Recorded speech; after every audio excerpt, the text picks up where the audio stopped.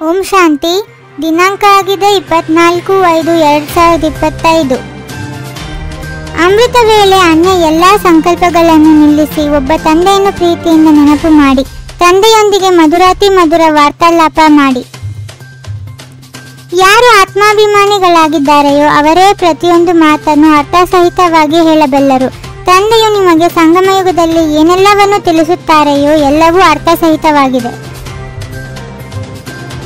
ದೇಹಾಭಿಮಾನದಲ್ಲಿ ಬಂದು ಮನುಷ್ಯರು ಏನೆಲ್ಲವನ್ನು ಮಾತನಾಡುವರು ಅದು ಅರ್ಥವಿಲ್ಲದ ಅನರ್ಥವಾಗಿದೆ. ಅದರಿಂದ ಯಾವುದೇ ಫಲ ಸಿಗುವುದಿಲ್ಲ, ಲಾಭವೂ ಆಗುವುದಿಲ್ಲ.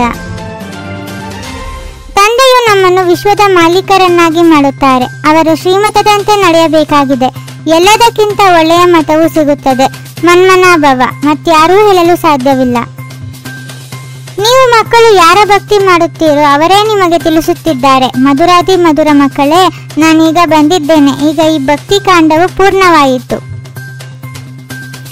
ನೀವಿಲ್ಲಿ ಬಾಪ್ದಾದರವರ ಬಳಿ ಬರುತ್ತೀರಿ. ಶಿವತಂದೆಗಿಂತಲೂ ಸರ್ವಶ್ರೇಷ್ಠರು ಯಾರೂ ಇಲ್ಲ. ಎಲ್ಲರೂ ಅವರನ್ನೇ ನೆನಪು ಮಾಡುತ್ತಾರೆ. ಭಾರತವೇ ಸ್ವರ್ಗವಾಗಿತ್ತು. ನೀವೆಲ್ಲರೂ ಶಿವನಿಂದ ಶಕ್ತಿಯನ್ನು ಯೋಗ ಬಲದಿಂದ ಪಡೆಯುತ್ತೀರಿ. ಶಕ್ತಿ ತೆಗೆದುಕೊಳ್ಳುವುದರಲ್ಲಿ ಮಾಯೆಯು ಮಧ್ಯಪ್ರದೇಶ ಮಾಡುತ್ತದೆ.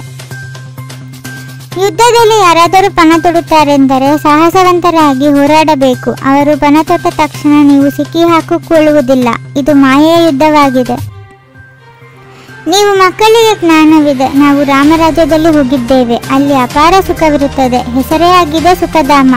ಅಲ್ಲಿ ದುಃಖದ ಹೆಸರು ಚಿಹ್ನೆಗಳೂ ಇರುವುದಿಲ್ಲ. ಕೆಲವು ಮನುಷ್ಯರು ಯಾವುದಾದರೂ ಪಾಪಕರ್ಮ ಮಾಡುತ್ತಾರೆಂದರೆ ತಮ್ಮ ಶರೀರವನ್ನೇ ಸಮಾಪ್ತಿ ಮಾಡಿಕೊಳ್ಳುತ್ತಾರೆ. ಆದರೆ ಇದರಿಂದೇನೂ ಪಾಪವು ಕಳೆಯುವುದಿಲ್ಲ. ಪಾಪಾತ್ಮರೆಂದು ಕರೆಯಲಾಗುತ್ತದೆ. ಈಗ ನಿಮಗೆ ಒಂದು ಶ್ರೀಮತವು ಸಿಗುತ್ತದೆ. ತಂದೆಯು ಜ್ಞಾನದ 3ನೆಯ ನೇತ್ರವನ್ನು ಕೊಟ್ಟಿದ್ದಾರೆ. ಆತ್ಮವೇ ಎಲ್ಲವನ್ನೂ ಮಾಡುತ್ತದೆ. ಭಾರತ ಖಂಡವು ಎಲ್ಲದಕ್ಕಿಂತ ಸೌಭಾಗ್ಯಶಾಲಿಯಾಗಿದೆ. ಸ್ವಯಂ ತಂದೆಯೇ ಇಲ್ಲಿಗೆ ಬರುತ್ತಾರೆ. ಭಾರತವೇ ಸ್ವರ್ಗವಾಗಿತ್ತು. ಅದನ್ನು ಭಗವಂತನ ಹೂದೋಟವೆಂದು ಹೇಳುತ್ತಾರೆ. ನೀವು ಮಕ್ಕಳಿಗಾಗಿ ಹೊಸ ಪ್ರಪಂಚವು ಅವಶ್ಯವಾಗಿ ಬೇಕು. ಹೊಸ ಪ್ರಪಂಚವಿತ್ತು. ಭಾರತವು ಸ್ವರ್ಗವಾಗಿತ್ತು. 5000 ವರ್ಷಗಳಾಯಿತು. ಲಕ್ಷಾಂತರ ವರ್ಷಗಳ ಮಾತಿಲ್ಲ. ಈಗ ನೀವು ತಿಳಿದುಕೊಳ್ಳುತ್ತೀರಿ. ಇಂದಿಗೆ 5000 ವರ್ಷಗಳ ಮೊದಲು ನಾವು ವಿಶ್ವದ ಮೇಲೆ ರಾಜ್ಯ ಮಾಡುತ್ತಿದ್ದೆವು. ಮತ್ತೆ ಯಾವುದೇ ಖಂಡವಿರಲಿಲ್ಲ. ಎಲ್ಲವೂ ನಂತರದಲ್ಲಿ ಬರುತ್ತದೆ. ನೀವು ಮಕ್ಕಳು ತಿಳಿಸಿಕೊಡಿ. ತಂದೆಯು ಜ್ಞಾನಸಾಗರ, ಜ್ಞಾನದ ಅಥಾರಿಟಿಯಾಗಿದ್ದಾರೆ. ಅಂದ ಮೇಲೆ ಅವಶ್ಯವಾಗಿ ಜ್ಞಾನವನ್ನು ತಿಳಿಸಿರಬೇಕಲ್ಲವೇ? ಜ್ಞಾನದಿಂದಲೇ ಸದ್ಗತಿಯಾಗುತ್ತದೆ. ತಂದೆಯು ತಿಳಿಸುತ್ತಾರೆ, ಹೇಗೆ ಈಗ ಬಂದಿದ್ದೇನೆಯೋ ಅದೇ ರೀತಿ ಕಲ್ಪಕಲ್ಪವೂ ಬರುತ್ತೇನೆ. ಕಲ್ಪದ ನಂತರವೂ ಬಂದು ಮತ್ತೆ ಎಲ್ಲ ಮಕ್ಕಳೊಂದಿಗೆ ಮಿಲನ ಮಾಡುತ್ತೇನೆ. ಒಂದು ವೇಳೆ ಓದುವುದಿಲ್ಲವೆಂದರೆ ಕೊನೆಯಲ್ಲಿದೆ.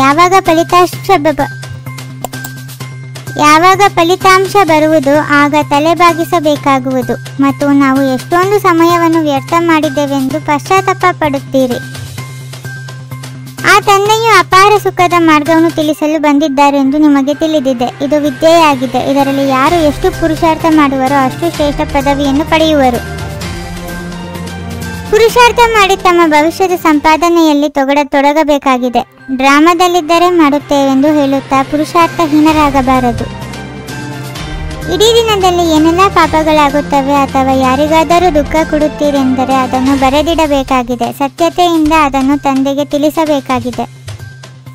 ಕಿರೀಟ ಮತ್ತು ಸಿಂಹಾಸನವನ್ನು ಸದಾ ಕಾಯಂ ಆಗಿಟ್ಟುಕೊಳ್ಳುವವರು ನಿರಂತರ ಸ್ವತಃ ಯೋಗಿ ಭವ. ಸರಳ ಬುದ್ಧಿಯಿಂದ ನಿಮ್ಮ ಯೋಚನೆಗಳನ್ನು ಕಾರ್ಯರೂಪದಲ್ಲಿ ತನ್ನಿ. ಅದರಲ್ಲಿ ಸಫಲತೆ ಸಮಾವೇಶವಾಗಿದೆ.